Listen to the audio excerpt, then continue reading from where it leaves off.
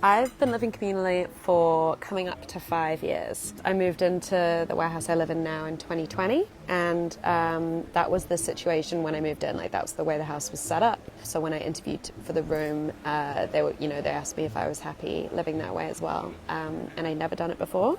But I was into the idea.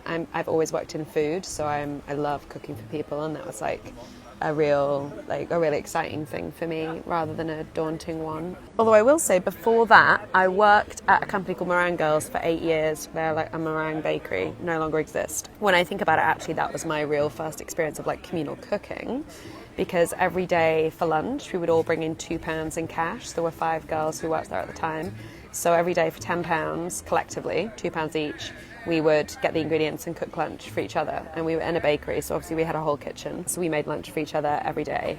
It's important to know this was 2016, that was starting around 2016, that was kind of the time. So I don't think it would be possible on that kind of budget now, but it was an amazing way to save money and eat a really delicious lunch every single day. Like, we ate so well. We would make like vermicelli rice noodle bowls and like big pots of pasta, and like once we'd sort of like eat frugally the first couple of days in the week, and then we'd save up so on Friday we could do something more exciting. Sometimes we'd go to the fishmonger and we'd get like cod cheek, and then we'd make tacos for each other. It was like truly nothing else I've ever experienced in a professional kitchen. It was the best. It was the best of times. My experience with communal eating has always been a good one, and it has definitely shaped my relationship with food, in that I'm always, like, the way that we do it in our house is really cheaply. It's £25 a week, which in London is insane, and that also it's not just our food, it's like our cleaning materials and our bin bags and our toothpaste and shampoo and everything. So we buy, we're really careful with what we buy. And if our shop usually comes, like, we put in our order and like the cupboards are bare. It's like there's not much to work with. So it's shaped my relationship with food in a way that means I'm really good now at pulling together a meal from some quite bare essentials. And I think I've become a better cook through eating and cooking that way. And so I think it's given me more of an appreciation for like humble ingredients that you don't think are that special.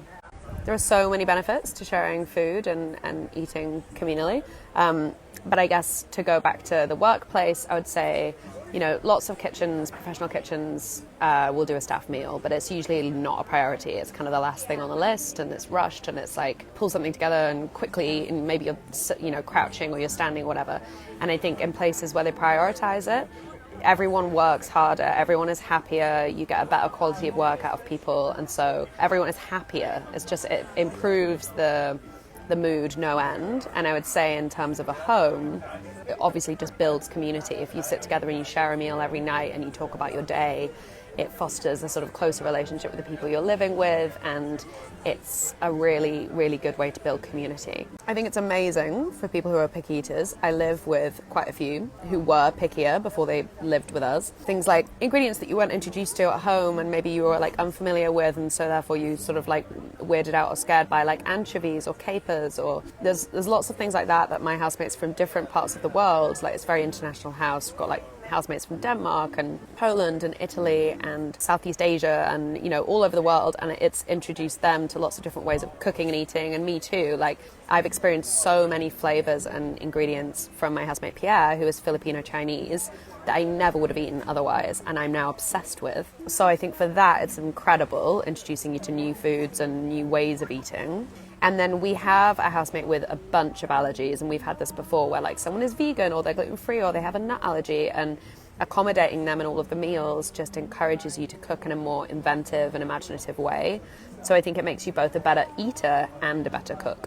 And in terms of unhealthy eating habits, I think it's also brilliant. I think it can be quite confronting if you're someone who like purposefully skips meals or binge eats or has a complicated relationship with food.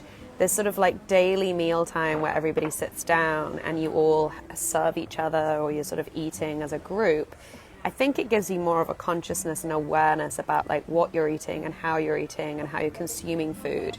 And rather than the tendency to comfort yourself with food and maybe numb yourself with it, is less present because you're with a bunch of other people and you're like enjoying each other's company, and it becomes almost like a family meal time rather than like a solo experience, which can be quite isolating.